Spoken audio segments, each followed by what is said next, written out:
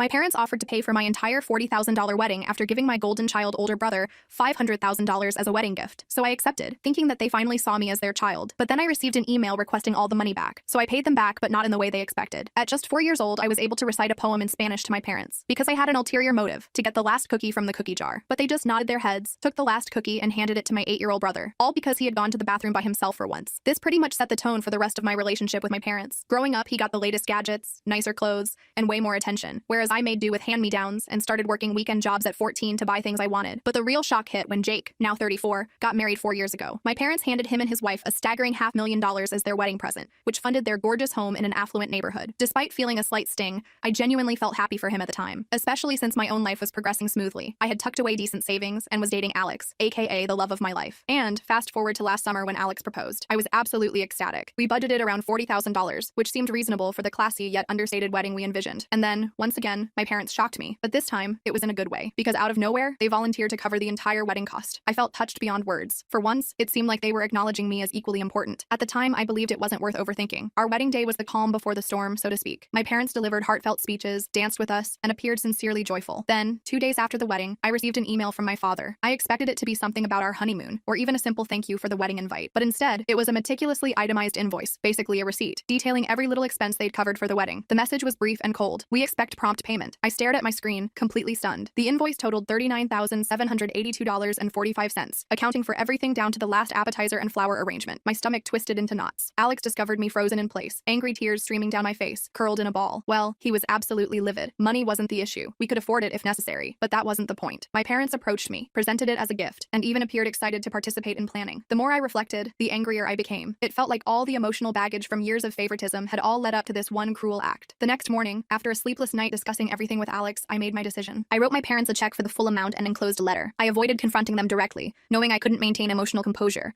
and I didn't want this devolving into a shouting match. In my letter, I reminded them that I'd been independent since age 15, paying my own way while watching them lavish everything on Jake. I held nothing back. I talked about their differential treatment and how I never complained, their cruel bait-and-switch tactic, treating me like a stranger. And finally, I finished it off by letting them know I would decline any future offers of assistance from them, including inheritance. After mailing the check and letter, I blocked their numbers. But then, complete radio silence followed. For days, I heard nothing from them, which only intensified my anger. But after a few days passed, I missed the peace, because I was getting spammed with hate and threats by my own family members. Messages from extended family members started flooding in. Distant cousins, aunts, uncles, and family friends began calling and texting, accusing me of being ungrateful and dramatic. They claimed my parents had done so much for me, and that I was blowing everything out of proportion. Jake called too, screaming about how I was destroying the family. He insisted I should have just paid the invoice without creating drama. Typical Jake behavior, always siding with them. Why wouldn't he? I haven't responded to anyone. I'm not sure what to say. On one hand, I feel completely justified. After years of second-class treatment, this felt like the final straw, and I needed to stand up for myself. On the other hand, I wonder if I'm overreacting. Am I being too sensitive? Was it unreasonable to expect they'd treat my wedding as a gift like they did Jake's? Should I have just paid the invoice and moved on? Alex's family has been incredibly supportive throughout this ordeal. His parents were horrified when they learned what my parents had done and check on us daily, but the constant messages from my side of the family are wearing me down. I'm questioning whether I made the right choice. Did I handle this incorrectly? Should I have tried talking to my parents before cutting contact? Or was I right to finally draw a boundary after years of feeling less valued than Jake? I'm truly stuck now and unsure if I'm actually wrong here. Part of me believes I had every right to be upset and defend myself, but another part wonders if I've created an irreparable family rift. Maybe I should have approached this differently. Any thoughts? Update 1. Since posting, things have gotten considerably worse. I never imagined sending that check and letter would trigger such chaos, but here we are. Yesterday morning, I awoke to an email from my mother. It slipped through because she used her company email, which I hadn't blocked yet. Her message was lengthy and self-righteous. She claimed the invoice wasn't meant to be taken seriously. According to her, they never actually intended to cash the check. The whole thing was supposedly a life lesson about financial responsibility. They allegedly wanted to test my reaction, and once they felt I'd learned their lesson, planned to tear up the check and surprise me with a $120,000 gift as my real wedding present. I couldn't believe what I was reading. A life lesson? What kind of parents trick their adult daughter this way? After reading this, it became crystal clear that this wasn't about fairness or love. It was about control. They wanted to see if I'd comply blindly or push back. It felt manipulative and cruel. Without hesitation, I immediately mobile deposited the check. No way was I letting them tear it up after this lesson. I wanted it cashed, forcing them to feel the weight of their actions. In response to my mother's email, I sent a brief reply. Thank you for confirming this was, indeed, a deliberate test rather than a misunderstanding. Then I blocked her work email too. I anticipated more contact attempts, but had zero interest in additional games or so-called lessons. That evening, situations escalated further when Jake appeared at my condo unannounced. He pounded loudly on my door, shouting my name. I initially didn't answer, hoping he'd eventually leave, but that didn't happen. Instead, he began yelling through the door, claiming I was being childish and blowing everything out of proportion. He insisted our parents were just teaching me responsibility because they worried about my spending habits. That comment, especially coming from Jake, made my blood boil. This was the same guy who never paid his own cell phone bills, never worked without parental support, yet had the audacity to lecture me about financial responsibility. While he he continued ranting, I quietly recorded everything on my phone, unsure what might happen next. I wanted evidence in case the situation became messier. Jake rambled endlessly about how I was destroying the family over something trivial, and that I should apologize to our parents and move forward.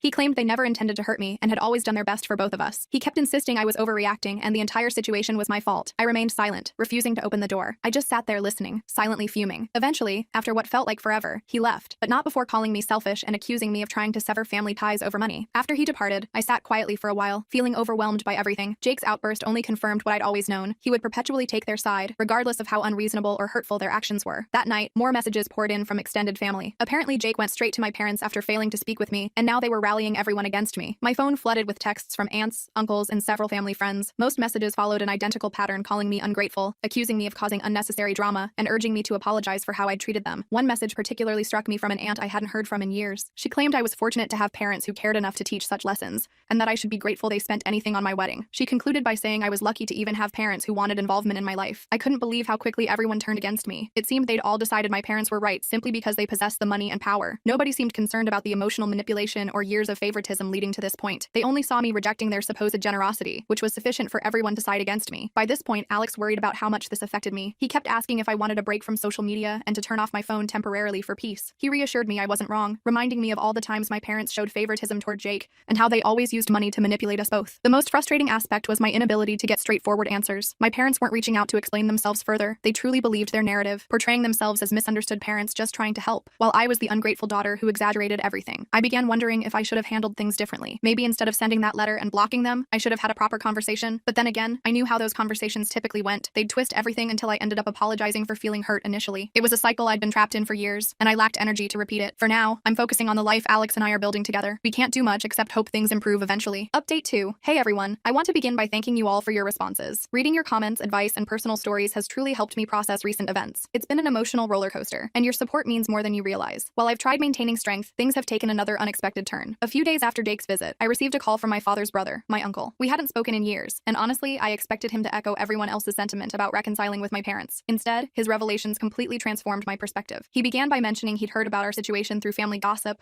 and felt compelled to contact me because, apparently, this wasn't their first manipulative stunt. 20 years ago, something similar happened between him and my grandparents, my father's parents. My uncle refused to tolerate their manipulative tactics, resulting in them smearing his reputation throughout the family, accusing him of theft and ingratitude for everything they'd provided. He explained that back then, my father didn't support him. In fact, he sided with their parents, creating a massive rift between the brothers that never fully healed. My uncle always felt abandoned by my father, and it took years to understand how their family operated. Hearing him describe the past mirrored my own experience in different contexts. My grandparents had used money and manipulation to control my uncle, exactly like my parents were attempting with me now. As he continued, everything started making sense. My parents weren't behaving out of character. They were repeating patterns established long before my birth. They learned this behavior from their own parents, and my father, having enabled his brother's situation years ago, was now playing the same role with me. My uncle mentioned that his refusal to comply with my grandparents' demands carried severe consequences. After their fallout, they completely cut him off financially and emotionally. They portrayed him as the family's black sheep, and even today, relatives believe the lies spread about him. It was entirely about control, he explained, and when they couldn't control him anymore, they erased him from their lives. His story sent chills down my spine. It perfectly mirrored my current situation. My parents were upset because I refused to play their game, and rather than understanding my viewpoint, they turned the entire family against me. I began recognizing how deeply this toxic cycle ran,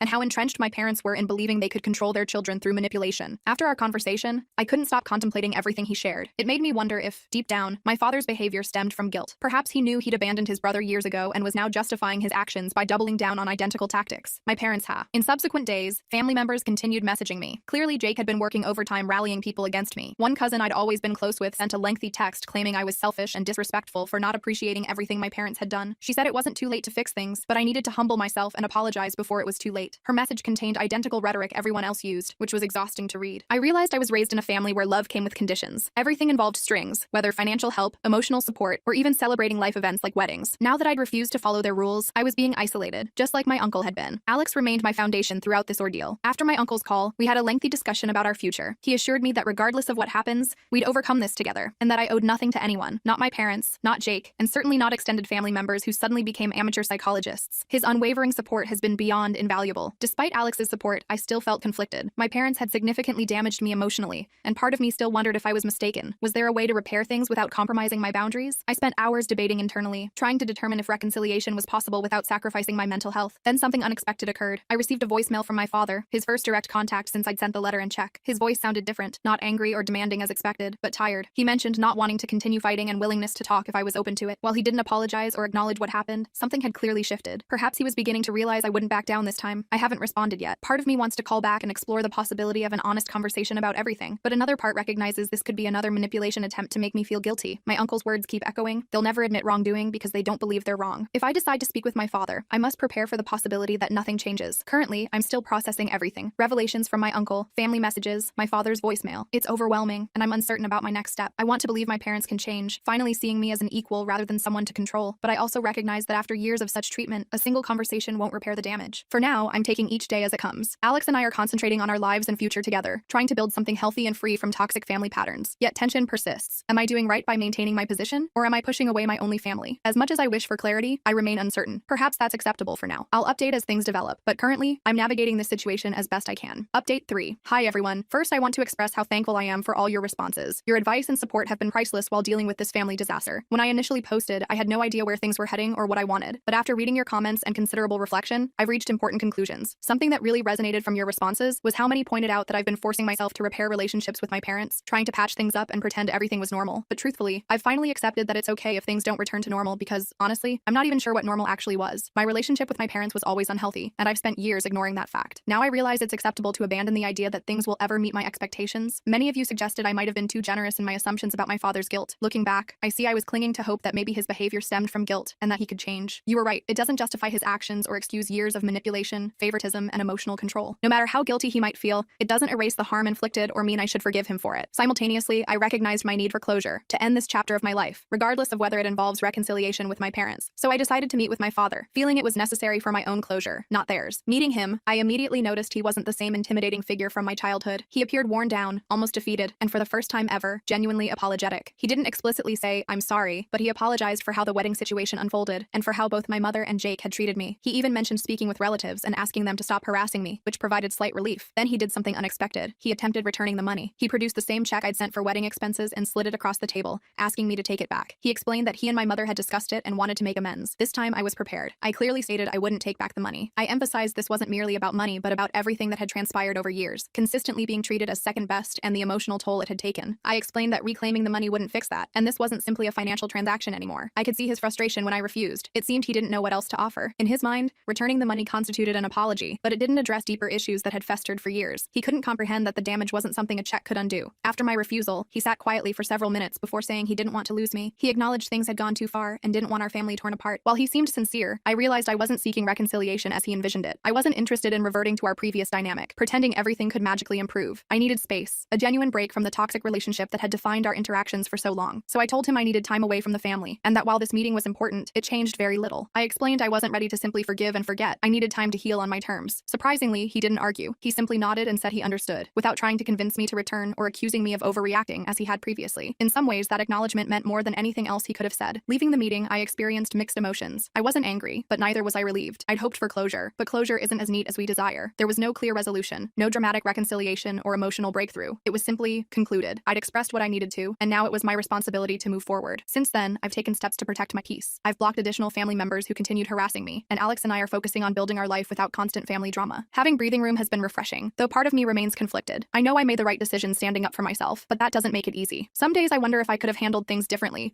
or given my parents another chance. Then I remember years of feeling inadequate and remind myself I deserve better. Jake, predictably, hasn't contacted me since meeting with my father. I suspect he remains upset about the fallout, but at this point, I'm not interested in mending things with him either. He's clearly demonstrated where his loyalties lie, and I've accepted our relationship will never reach its potential. I'm okay with that now. Releasing the fantasy that we could ever be close has been painful, yet liberating. Regarding my father, the future remains uncertain. He seemed genuinely remorseful, but I'm unsure if that's sufficient to rebuild our relationship. For now, I'll continue prioritizing myself and my happiness. If there's one lesson from this experience, it's that I deserve to put myself first for once, and that's exactly what I'll do. So that's where things stand currently. It's not the happy ending I might have wanted, but it's the conclusion I needed. Sometimes, that's enough. Thank you again to everyone following along and offering support. I appreciate it more than words can express.